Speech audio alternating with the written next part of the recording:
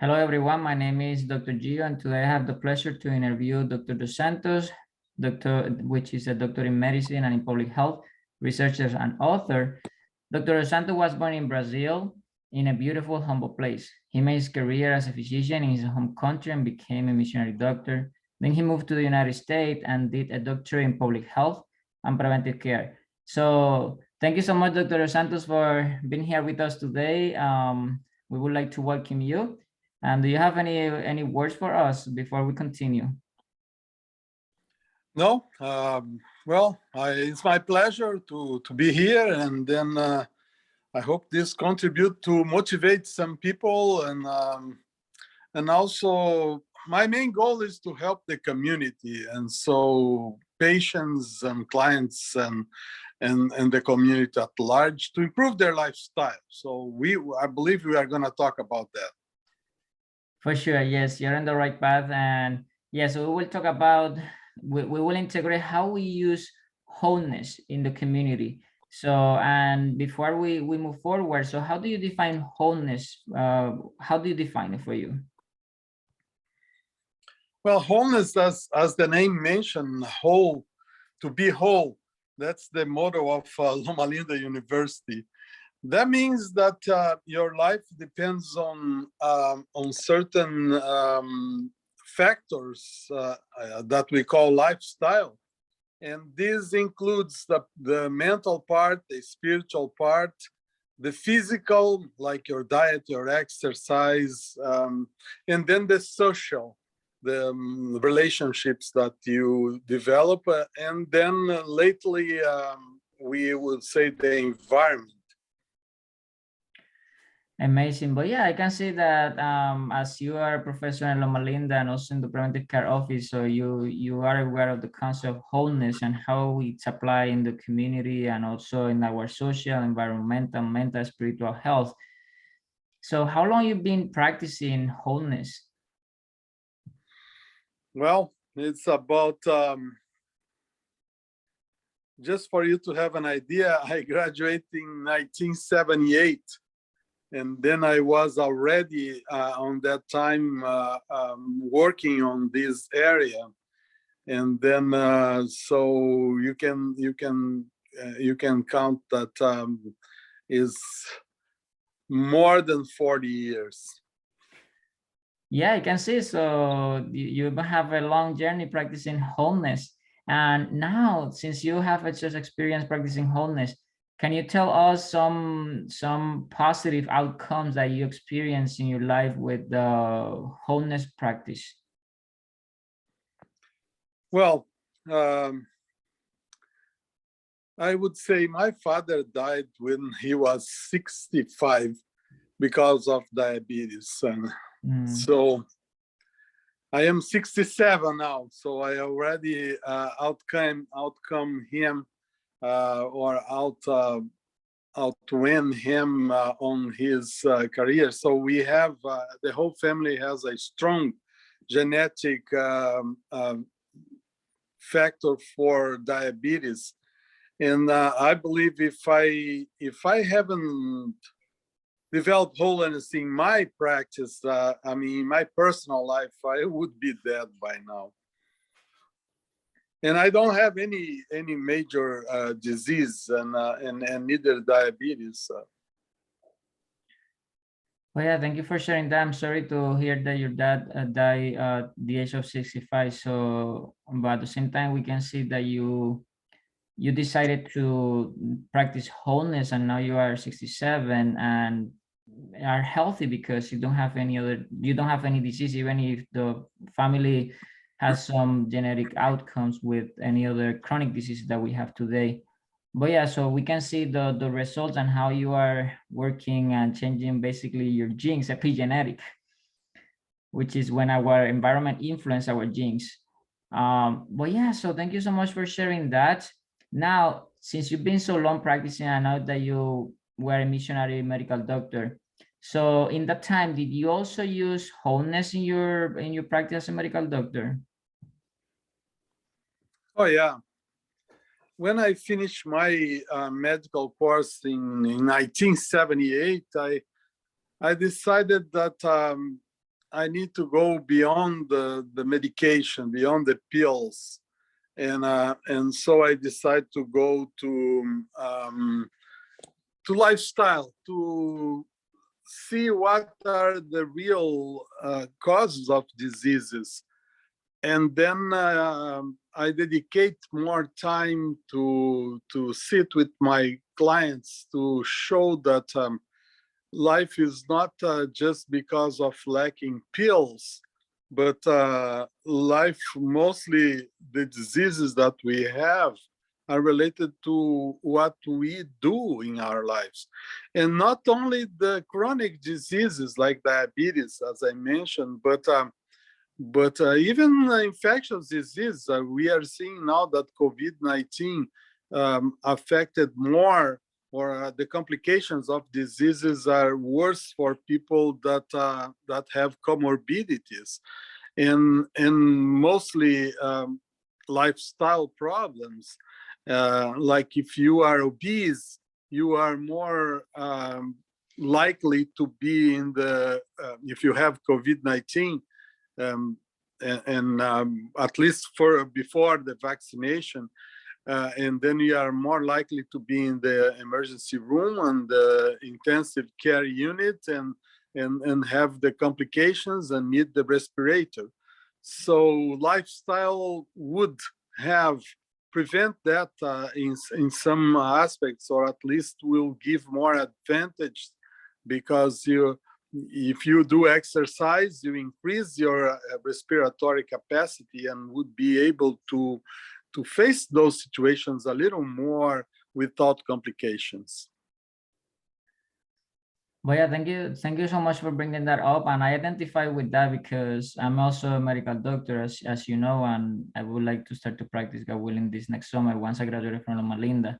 And I would like to implement, as you mentioned, so more a holistic approach and try to help people to come off from medications that are unnecessary. They have their own place, but we know that lifestyle diseases like diabetes, hypertension, obesity can be treatable with a holistic approach using exercise and also nutrition, as we were talking. And well, yeah, that was also interesting, that how statistically speaking, we can see how many people were more affected by COVID when they have comorbidities as a background. Now, probably we'll have some viewers that will be watching this, and maybe some people will identify with some of these topics that we're talking today. So how do you think that we can encourage people, if they are aware of their condition, let's say that they are overweight or obese, and how can we encourage, or they have diabetes, hypertension, other diseases, that they can see their disease as approach their condition more in a holistic approach with wholeness? So how do you think that we can work with that? Well, there are different approaches or different factors that affect a person. I think the first one is motivation, is finding a reason for why you want to change and why you want to have a real or meaningful life. And then you figure it out that if you change your lifestyle, you might be able to do that thing that you want to do in life with more strength, with a better performance, either physical or mental. So finding this motivation is the first, in my perspective, is the first thing for a person in lifestyle. After that, we need to go around as a physician and now as a health coach. We need to find the right support for people. So you need to see if the environment, like if you want to do exercise, you want to see first what kind of exercise you like. And then you go around and see what are options that you have in the community or around you, or in your house or in your work, to do exercise that to do the exercise that you are looking for, or that fits more to your schedule.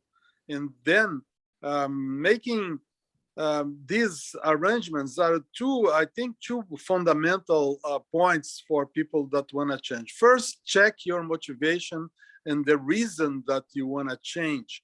And then second, go around and find the right support, find the right things, and explore what is around you that can help you to continue or to enter in a lifestyle change. That's amazing. But yeah, thank you for sharing that. I can see that basically it's more a client-centered approach. So when we go and have a conversation with them and we do open-ended question and know what is their motivation, once we know their motivation, so now how we can reach a goal that you want to have based on your motivation, and also considering your social support and environmental situation. And with that, so we can probably work better with the clients. So versus how we do with the acute diseases, which is just give the pill, just treat it and go home and come back for a follow-up. You're good, you're bad, that's it. So but this one is more like a way of approaching them with considering everything that is around them that have some sustainable changes, correct? Yes. Well, yeah, that's amazing. Thank you so much for sharing that. And now, and another thing that you mentioned was then your career, so about pills. So I know that Loma Linda, you have a paper that is called Polypharma. So can you talk to us a little bit more about that? So, and from the perspectives of wholeness and knowing what were the result with the Polypharma study, can you talk to us, please? Yes, this is a study that we did here among seniors. And we were concerned about the issue of people when they get old, they have multiple medications. Sometimes they go to different doctors and use medications that can counteract with each other and cause even side effects that are not predicted when they use 6 or 7 or even more medications. So we decided to see if there was a relationship between lifestyle and COVID and multiple pharmacy. So we did. It was a survey, and then we figured out that lifestyle really. Mostly, what we found was in terms of diet. We found that a vegetarian diet, people that follow a vegetarian diet use less pills. But stay with me, it's not just because of being vegetarian, but vegetarian diet maybe is a marker of a lifestyle. So that's how I can use that. On that time, we didn't develop a lifestyle index. And ideally, we should do, of course, we should do a randomized control trial. This was a cross-sectional. And then in a randomized control trial that is more longitudinal, we could develop a lifestyle index and then measure the amount of pills. But stay with me, these are old folks, and then it's not easy to do longitudinal studies with old folks. So even in a cross-sectional, we could measure it. And of course, maybe the next step is to measure now a lifestyle index against multiple medications. But in any case, we figured out that people that are more concerned about health to be able to develop or to be more motivated to develop vegetarian diet, they use less pills. And this is for us a good result, or a good initial result. Well, that's amazing. So yeah, we can see here that this story basically it just like starting to open a door to see another view that probably we heard, but now we have a small story, but give good result that having some lifestyle modification, people turning to be vegetarian, eating mostly plant-based foods and no meat, probably some cheese on dairy product to be vegetarian, correct? Yeah, and you have to understand the mechanism. The mechanism is more like if you go more of with a plant-based diet, you have less comorbidities. And then most people, when they get old, they have diabetes, hypertension, cholesterol, heart disease, stroke, and then they need more medication. We are not against the medication. We are just telling that if you have a good lifestyle, you might prevent some of this disease and not need that many amount of pills. Okay, but yeah, it seems like it's an approach to focusing more in prevention than just treating. Then if you do it with the correct lifestyle choices, like eating healthy diet, and I will add, for example, exercises and all the other concepts of wholeness, which is having spiritual and good social life, so we can have a better outcome. But yeah, thank you so much, and I'm glad that you all did that study. I think that this is a great starting to open doors to see if we can have another longitudinal studies and eventually a clinical trial and things like that to compare lifestyle versus medication with patients. Okay, so Dr. Santos, I would like to know, I know that you know that I'm a medical doctor and I'm, God willing, will start to practice in summer after I graduated. So which advices can you give it to me that I can integrate in my practice as a medical doctor and also as a professional in public health? So based on your experience in the concept of wholeness. Well, I will give you two points. One is explore more the real cause of diseases. People don't get diabetes because of lack of metformin. They get diabetes because of a lack of a good style of life, because of lack of exercise and healthy diet. So that's the main. Look for the real cause before you deal with those chronic diseases. The second point is that go to the level of your patient. Try to not be top-down approach that we are physicians, we always go on that route. Do this and do that, or you have this and you have that. Try to get more to the level of the client, and this will have a more or a bigger influence on their compliance. Because we know that if a doctor communicates very well with the patient, they will comply more with whatever treatment is prescribed. Amazing. Well, yeah, thank you so much. I like that approach. So going to the level of the patients and not just me as an authoritative medical doctor, and then you have to do it because they are not well, they are humans and they're in need, and I like that. And yeah, so I hope that I can put that in practice, and this is one of my goals, and I enjoy seeing based on experience how much you have done based on that aspect. Also, going to the root of the problem is fundamental. And I would like to clarify for those who are not familiar with metformin. So metformin is a medication that we give to patients who have diabetes, meaning high blood sugar is one of the first lines. So in that case, what Dr. Santo was saying is just that they don't develop diabetes because of lack of the drug, in this case metformin, but it's just the lack of exercise and lifestyle, correct? Exactly. That's the point. Amazing, Dr. Santos. But yeah, so would you like to share any other thoughts with us today? Well, just about the immune system, the COVID thing, we ended up being involved with COVID. I think everyone was involved on that. But before COVID, we did a few research projects, as I mentioned, the Polypharma, and we did some with obesity and exercise and diet and the full plate diet. But when COVID, full plate diet is about fiber. We did a clinical trial with that. And we did a clinical trial for exercise in the office for employees.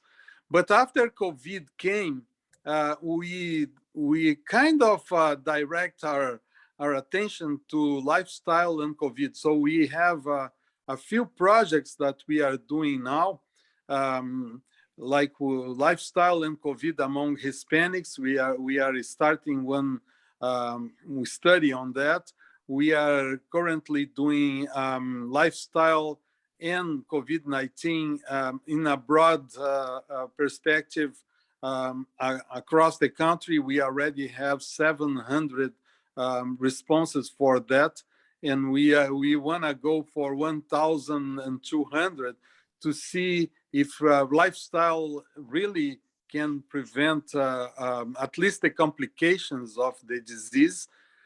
We have another study that is the Loma Linda longevity study that we are researching lifestyle and COVID-19 among seniors.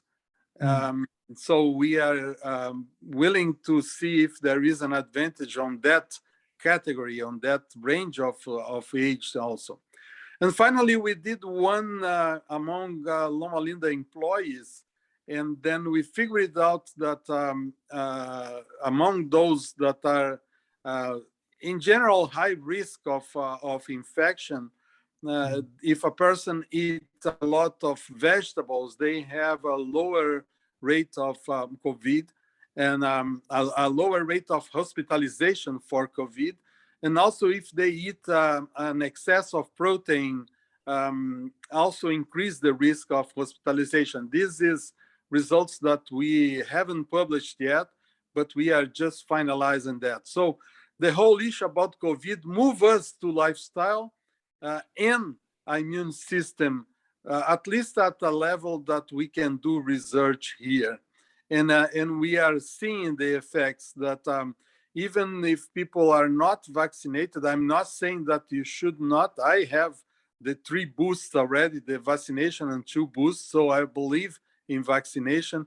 But I believe in lifestyle. I believe we should develop a good diet, a good exercise, stay outside as much as possible, drink a lot of water, avoid toxins from alcohol and smoking, and have very good control of stress as well as social relationships. And this is important for life, and this is important for the prevention of pandemics, I believe. I agree with that, Dr. Santos. Yeah, that's amazing, because if we have a stronger immune system, as you mentioned, and just seeing how with those stories, so we can see that people who have a healthier lifestyle, so they turns to be better. Even we can find out if they can prevent the complications. So in this case, it's COVID, but this is not going to be the last pandemic or the last microorganism that would show up. So I think that this is something that we all need to keep in mind. So how to strengthen our immune system, as you mentioned, having a healthy social support, stress management, which is fundamental, healthy nutrition, and also exercise, sleeping patterns, and all this will help us to have a stronger immune system, and then we can fight any microorganism that comes, so prevent the complications of long-term COVID in this case. It could be any other if we have any other in the future. But yeah, thank you so much, Dr. Santos, for saying that. And I think that it was my pleasure to interview you. And I know that probably some people will be watching this, and if someone would like to reach Dr. Dos Santos, so his work at Loma Linda University Health in the preventive care office, it is located in the Hydration Center, and they do there also body compositions to know what is your percentage of fat and muscle mass, and also they do health fairs. So they have several things to approach the community and to bring them to have a healthier lifestyle and prevent complications of diseases. So any other words that people can contact you, Dr. Dos Santos, before we close? Well, thank you for the opportunity. And I think you are right. Those are my activities. And I believe my focus has been in many aspects teaching the community And lately, I'm focusing more on training the trainers, producing more students in lifestyle, and then training health coaches to approach this issue. Because if we have more practitioners in all areas of the healthcare system that has this mentality of lifestyle, I believe we can turn these diseases around.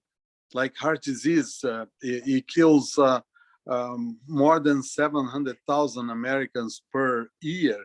So, and kill about 16 million people per year in the world. So this is a pandemic much bigger than COVID-19. And we need more and more professionals. That's why I am focusing most of my career to train more professionals and to get more professionals into the field. Well, thank you very much. No, thank you to you, and we appreciate the great work that you're doing, because as we see, so if we reach more people in the education and coaching and all this and how to prevent it, so that they can reach more people, and then the message gets spreading, and we can probably decrease those deaths that are highly preventable. So like the heart disease, one of those, which is the number one. But yeah, thank you so much again, and I hope to see you soon, and have a blessed rest of the day. Thank you so much, Dr. Santos. Take care. You're welcome. God bless.